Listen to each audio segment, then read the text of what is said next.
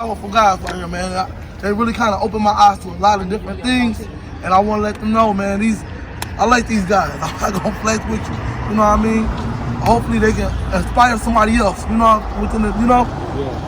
I need to be on our team. We appreciate that. You already on the team, man. We're all black. I'm Joe Collins, South Central Los Angeles native, 13-year U.S. Navy veteran, running for Congress in California's 43rd District against Maxine Waters.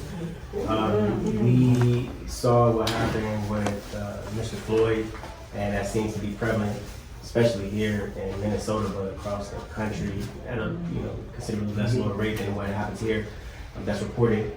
And after we got all the facts about what happened, I called my campaign team, my boy right here, Robert Foster, who stepped out of my campaign team as well as campaign manager. And I said, hey, we got to go to Minneapolis and show our support from the West Coast. We've been rallying against our shutdown and Gavin Newsom, the mayor of LA, current mayor of LA, for about 2 months now, because we have a lot of low-income families and poor economic development, poor jobs, poor education, and poor mindset from the people in our communities who think that living in poverty is supposed to be a norm. And so we've been rallying to get our state back open or get more funding to the people who live in our communities. I've given away thousands of dollars from our campaign already to churches. I just did a $20,000 pledge to churches in my community. We give money to nonprofit organizations that take the community. We give, I buy all the food trucks in the community and we give free food out to everybody. Free supplies, cleaning and hygiene, whatever we can to be able to help. But when we saw what happened, we got our tickets the next day. And I put them in a situations where, they put strain on their family. We leave in the morning and it's 12 o'clock at nighttime and they're like, all right, let's do it.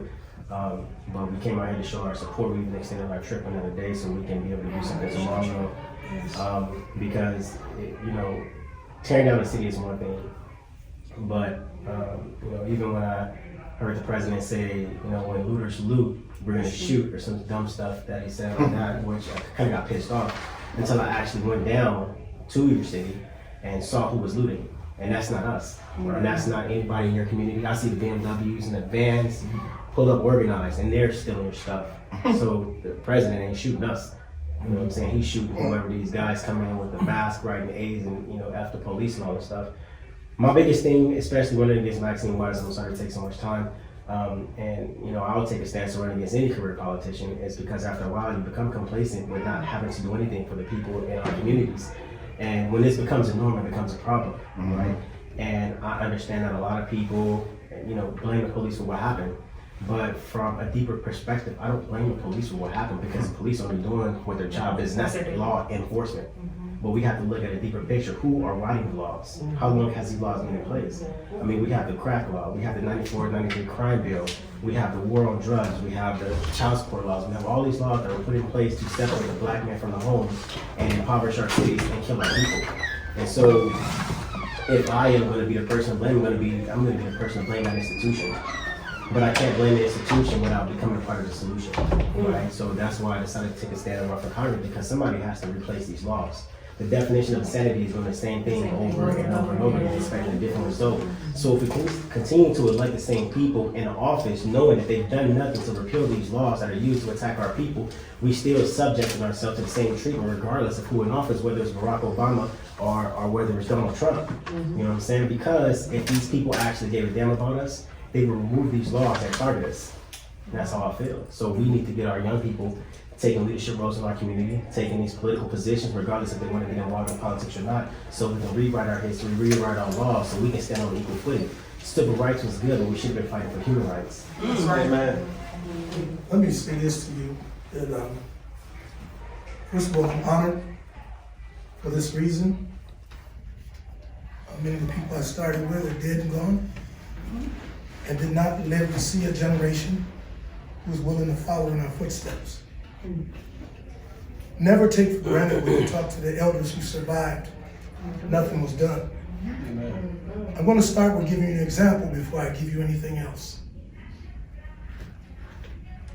If I cry, don't pay attention to that. I'm from a little town called Paris, Missouri. My grandfather was a farmer and a sharecropper. I was born on his kitchen table. Because as black people, we couldn't go in town and cross the track and go to the hospital. The nearest hospital for us to go to was 170 miles away.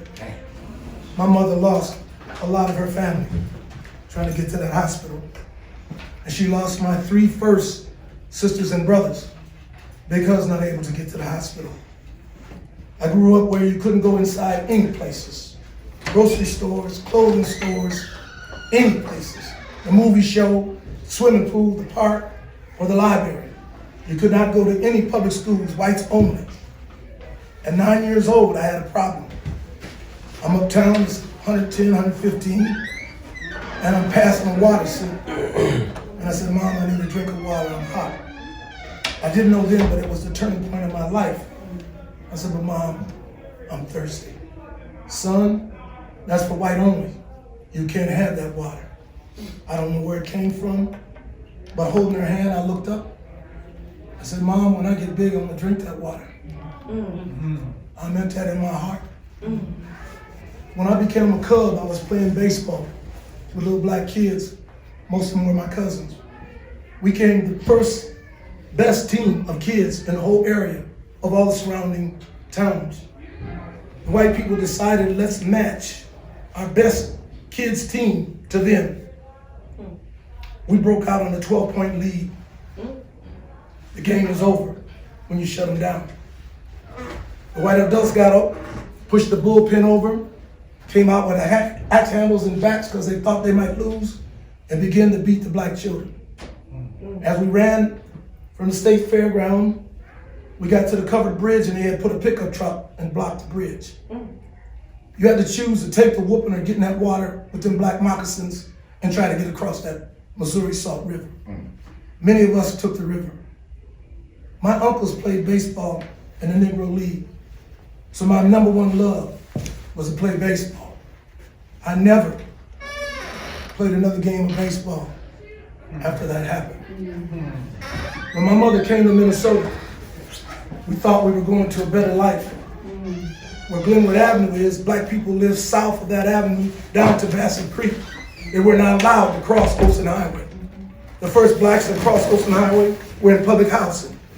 They put a park in the middle called Sumner Field. Blacks had to live on the east side, whites live on the west side, no mixing. The street now is called the Nicollet Mall. Back then it was Nicollet Avenue. When you went in the stores, they all had a soda fountain. We served no colors, whites only. This Minnesota was Mississippi, up north. I began to battle at 12. I sat down in the diner and asked for some water. So they gave me a little pointed Dixie cup because they wouldn't let us drink out of the glasses. We had watched it on black and white TV. We spinning on the stools and we watching they won't come in because we in here and we enjoying it. And I'm beginning to cut my teeth. But at 16, I was downtown at the Aquatini Parade and a 14-year-old black child got pushed off the curb. And as she turned to get back up on the curb, the police started beating her with batons. You would notice about me, but I grew up in the Golden Gloves. I won 7 Gold Gloves. I could not help myself. I crossed the street, weaved through the band, and I beat the shit out of him. Because everybody knew me from in the paper boxing, all the brothers joined in. We had the first rebellion here. The first rebellion was caused by teenagers in North Minneapolis. For the first time in our history, a mayor came to our community. City council came to our community. We demanded all kinds of things, and one of the things we demanded was a building of our own, where we could have peace, where we could be together. And my best friend Clarence Benford named it the way to a new day, the way to an opportunity. We vowed, all of us, an oath to fight police brutality for the rest of our life. Even though we're gonna do civil rights and human rights, we're gonna fight police brutality. I'm standing before you to tell you, out of 54 years, I won 98 to 99% of all my lawsuits. I lost all fights against the police for 54 years in this racist state. That's impossible for the police to win every single case for 54 years. Right. I bring this up to say to you, as a generation in the street, you have made a historical victory that will go down in history because you're the first generation has caused a white cop to be fired for black people. It has never before happened in 54 years. You're the first generation that caused a white cop to be charged with a crime. It has never happened before. For generations, you have no idea about the milestone. I told Marcus to his face. We were talking one day in the gym. I said, Marcus, do you realize the history y'all made when you stood in front of that precinct in North Minneapolis on Plymouth Avenue? He said, no. I said, you made history because for the first time in this city, black people took the fort. That's the fort. That's the new Calvary. They took the fort. Your generation is ready. The only thing you need to do is hear us when we do talk to you. And if we ain't talking about telling you to stand up, move forward, don't back up, then don't talk to us. Because the price we paid is too much. On my first march at 16, the woman in front of me was 63 years old. That boy took an Army military gun with a steel butt on the bottom. He hit her so hard in the middle of her forehead, her body weight knocked us both down. But while I was down there under her body, I heard the drum.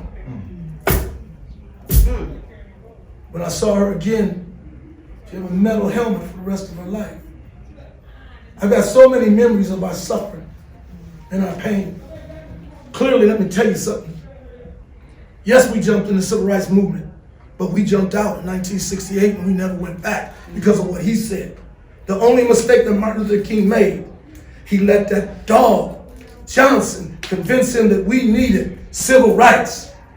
They went the wrong way. The Black Power movement knew we needed human rights. Amen. This table's not mine. If I destroy it and won't pay for it, you get to take me to civil court. Why? It's property. When he made that decision, he sent you back to property. You're a human. Only fight as a human being. And never call yourself activist. What are you acting up for? You're freedom fighters. You're fighting for freedom. Make sure they know you know who got your freedom. Because when you don't bring it up, they get a pass. I ain't no activist. I'm a freedom fighter. I'm a live and die a freedom fighter. We need freedom, justice, and opportunity as a people. So as you go forward, here's the difference. Black Power wanted us to have the right to vote. We did too, but we wanted to run for office. Civil rights wanted us to go to all the schools. We wanted our own and we wanted them better. Right. We didn't want no neighborhood. We wanted the black community. We didn't just want businesses. We wanted to own them. We wanted our own bank. So we were dangerous because we believed in black power, empowering our people. If your agenda is not empowering your people, sister, you're not doing anything because everybody else around you is in power. You still the only people in America in a neighborhood. Still ain't even got a community. And your resources, they don't belong to you. We take all of our resources and give them to white people. Come on. I say in a lot of my speeches, and I mean this, some of y'all heard me say it, the hate in this generation is slowing us down. You hate nobody like you hate yourself. And I say to black men, if you don't mend the bond with black women, we can't fight. We can't fight without our sisters to the left and the right of us. If you hate her, then you hate our children, then we have no future. And I say to the black men in the room, of any room I go, don't be confused that I'm just blowing smoke. You hold sisters too high of a measuring stick. Here's what you do to them all over America. She's too old, she's too young, she's too fat, she's too skinny, she's too light, she's too dark, she's knock-kneed, she's pigeon-toed, she's slew-footed, she's buck-toothed, she talk back, she too loud, she ghetto. You can't find nothing about her you like and love. But you come to all black function with a 475-pound white girl, wooden leg, glass eye, talking about you in love. In the hate, so you can bond and go forward. We never did nothing without sisters. I just told her today the impact Willa Mae Dixon had on my life, on my mentor Fannie Lou Hamer had on my life. Understand who got your back. That's right. Who got your back through slavery, through lynching, through the fields, through the struggle. Who had your back? The first thing you need to do if you're going to be in this struggle as men, never say niggas, never say bitch, never say hoe. Never. You talking about the wound that life itself came through. That's right. Come on. The wound that life itself came through. Our beloved Jesus came through what wound? Preacher man. When you understand we the first man and she's the first woman, have more respect. This woman gave birth to even him. He came from us. We didn't come from him. Ain't no two white people can make a black baby. Amen. We can make a white baby, call an albino, two of them will make a Caucasian. Don't get it twisted. Heal the love so you can do the fight shoulder to shoulder the way you're supposed to. If you don't like a sister, keep it to yourself and show her love. You don't like a sister, keep it to yourself and show respect. If we move without our sisters, we lose. Because we were with our sisters in our ear, we couldn't back down. We went forward in this town and fought every single year for everything you see here. When you see the Twin City bus, you were not allowed to ride and drive that bus because it doesn't make any difference what color the driver is. I met 8 times. On a given day, teenagers. We stepped in the street. The first bus that's coming by, we taking it. We took that bus that day, but we had the decency to knock on the window. We don't want to hurt you, driver, but you're going to have to get off the bus. We're about to trash it. We trashed that bus in the middle of the street at 3 o'clock. Black people could drive the bus in this damn town. When they built 94 freeway, they were coming through the black community. We stopped it in Camden. How many blacks you got working on this project? None. When you gonna get them? We already done. Within telling this, what time you get in the mud? We get in the mud at 6. Tell them we in the mud at 4. Anybody get on a tractor or a truck, we whooping their ass. 4 police departments came to get me out of that mud. When it was over, we had a $25 million contract for black people. Every struggle must yield something to you. Every struggle must yield something to your people. That's how you know what your agenda has to be. Put your 10 points in front of you. When you finish them, put 10 more. Now here's why we couldn't win here. First of all, we had a secret grand jury. I couldn't tell you who one of them was to this day. The secret grand jury always went in some room at some time, somewhere, without telling anybody, and always came back not guilty. Secondly, we never had a county attorney that would vote for us in any kind of way. And thirdly, we didn't know at the time we were part of the 3 worst states towards blacks in the entire country. We did not know that white people's average income is 62 to 73,000, and the average black income is 27 and less. We did not know. We did not know where we were when we were fighting, that we were worse than Mississippi. But I learned later, because of the Black Power movement, everything is south after Canada. Now here's what else I want to say to you. When you're done, the real battle is to make sure they change the charges. They change the charges. This is too low. When they're done, you make sure that you get your people to the polls. It's time for Mike Freeman to go home. Get the hell out of here. It's time for him to go home. When that man, some of you that live here saw me on TV when that white man took that SUV and lined it up and hit our people on that bus stop. So many of them trapped up under the bus. They did not take him out and give him a breathalyzer. They didn't mark the chop. They didn't take his truck. They made sure he had a ride home. Come on. Your boy Freeman said, Spike, I made sure he's not going to be charged because he's in his 80s. He's going to go home. He shouldn't have to go to prison. I'm going to do that personally. So when people saw me on TV, yes, I was outraged. I was angry. How dare you? I'd already told the sucker Bill Cosby went to jail. Stop it. Stop it. So knowing where you're at is important to how y'all fight. The hate is different here. Every year, this city gives a permit to the Klan, the skinhead, the Aryan race, and the Nazis to have their gathering on our Capitol. And every year, the Highway Patrol steers at us and never looks back at them while they do it and spit that poison by taxpayers' money in this state. Also, please understand, Indiana averages 48,000 Klan a year. Illinois is right around 36 to 37. Wisconsin is right around 34, 35. Minnesota's right around 35, 36. So when you're in the Midwest, you're in the belly of the beast. When you go to Mankato, 70 miles south, that is the city in this state where they attempted to hang 400 Native Americans on one day. Men, women, and children, no crime committed. It was President Lincoln who said, go to the Capitol steps, count the steps, that's how many you can hang in this city. When you understand that, secretly in this city, downtown Minneapolis, between 3 and 4 in the morning, they would hang Indian women upside down naked. We don't know who to this day was hanging those Native American women. To this day, we don't know who it is doing the roadkill as they walk from the reservation to stores all these years. It don't even make the nightly news. It's just roadkill. I know where we at.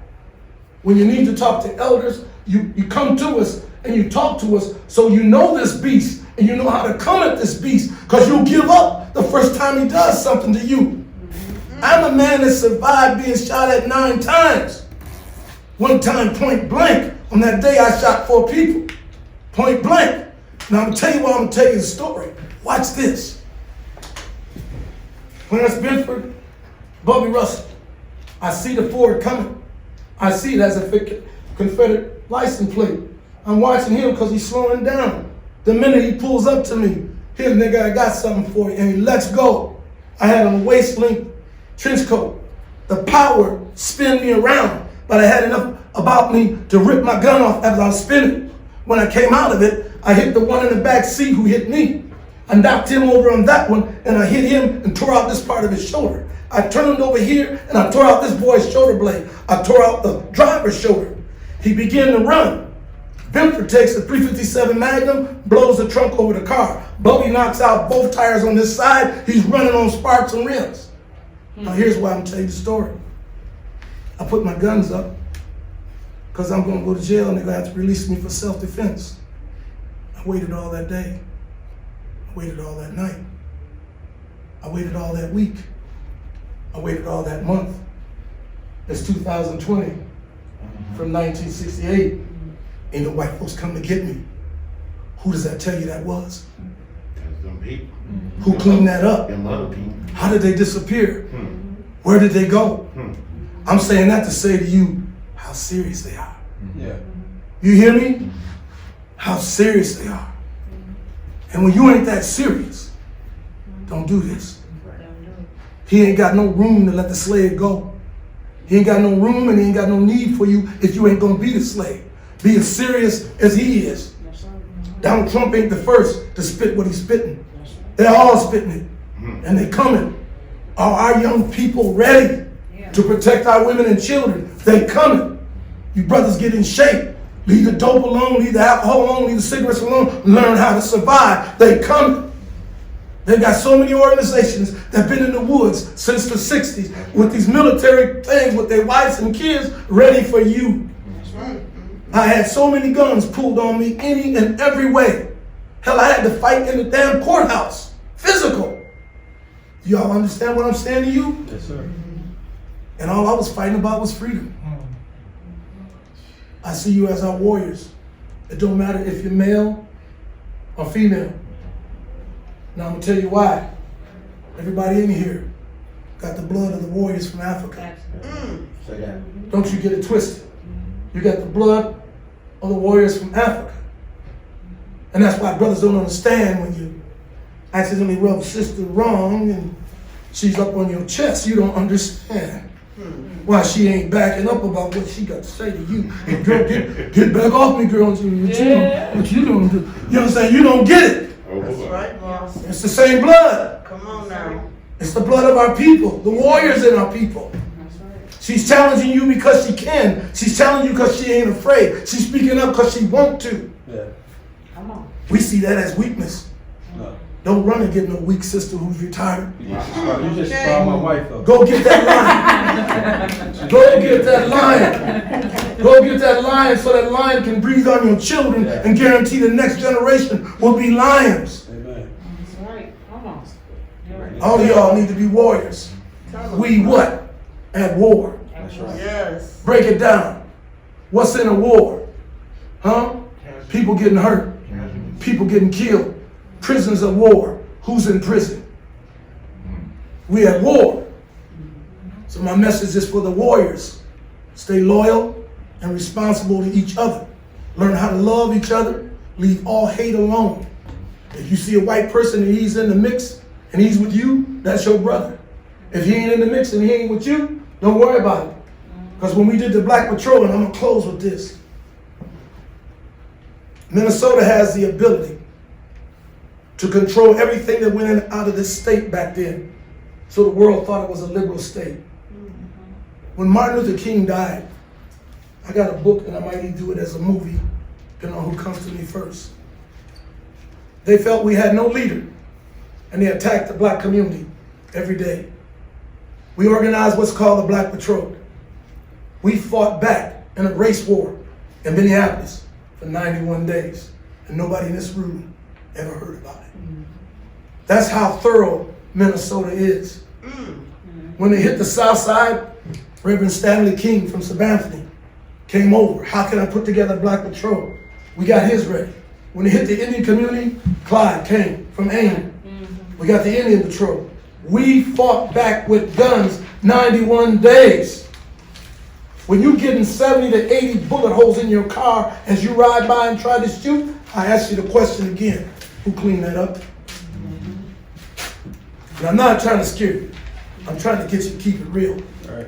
To be aware is to be alive. Absolutely. I'm trying to get you to bond, take each other's back.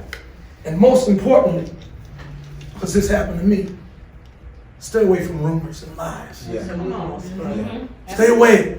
Yeah. I just had a brother at the protest Tuesday. He said, Brother Spike, we want to follow you, but they said when you had the way, you stole all the money. Come on now. Let me share something with you. I had never went to school to be an accountant or a bookkeeper. United Way had a service for $960 a year. I took the service. I don't know about no books, but I tell you what, them white folks never lost no money. But where did the conversation come from? Right. My people. Right. Then let me tell you another one. That money's called betraying the public trust if it comes up missing. That's a federal offense. I'm not sitting here, I'm in prison. I know that's right. But this is what we'll do. Give you another one. Spike Moss was a crackhead. Didn't I just tell you I was a boxer? I won 7 gold gloves. I don't do 7 Up might be too strong for me. I might get a bloody nose or something.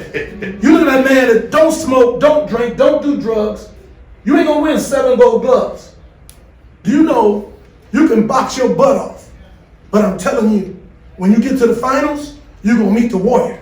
Yeah. And the warrior look like these brothers here in this room. You get on your job, or you gonna have this all cut up, this broke, teeth missing, and you ain't gonna know, well, who are you? I don't know, tell me who I am. Yeah. So if you understand that, these are the lessons that matter. Only trust those you can trust.